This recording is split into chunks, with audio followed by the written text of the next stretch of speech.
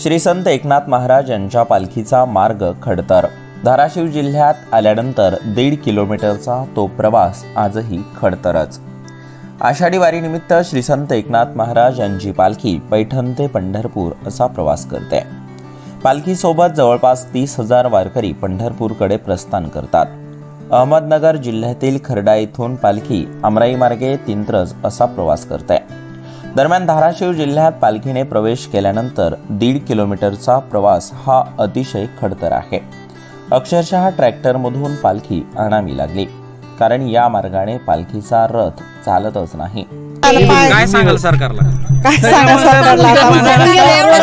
रस्ता व्यवस्थित करा, पालखीसाठी फक्त रस्त्याची सोय करा। पालखीला रस्ता नाही यायला काय अडचण येतात वारकऱ्यांना?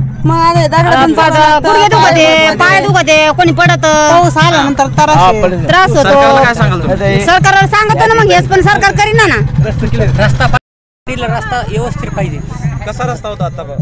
काय चालताच येत नाही, रस्त्याने चालता येत नाही, चप्पल काढून चालावं लागते ना। पाऊस आल्यावर तर लईच बेदरी वारकऱ्याची भरती।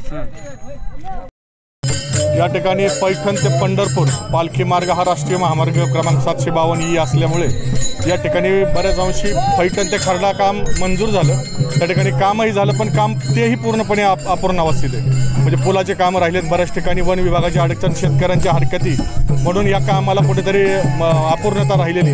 नाले व्यवस्थित न झाल्यामुळे, गटार न व्यवस्थित झाल्यामुळं सध्या आहे तो रस्ता सुद्धा अडचणीत आहे।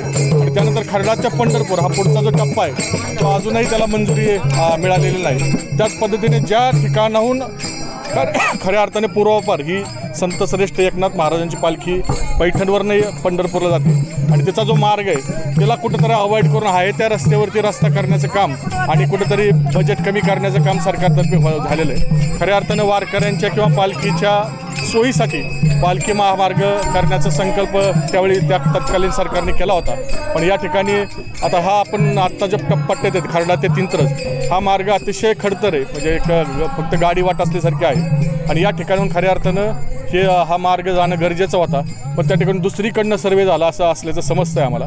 खऱ्या अर्थाने हेच पूर्णपणे चुकीचं आहे। म्हणजे या ठिकाणी वारकरी सगळे देहभान विसरून पांडुरंगाला भेटायला जातो आणि त्यांना कुठेतरी अडचणी निर्माण होतात, या रस्त्यामध्ये त्यांचे पाय दुखावले जातात। केंद्रीय रस्ते वाहतूक मंत्री नितीन गडकरी यांनी पैठण ते पंढरपूर या पालखी मार्गाची घोषणा केली होती आणि या मार्गाचे काम देखील सुरू आहे।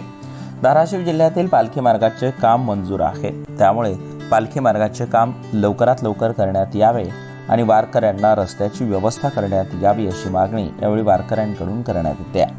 उदय साबळे, न्यूज 18 लोकल मराठी, धाराशिव।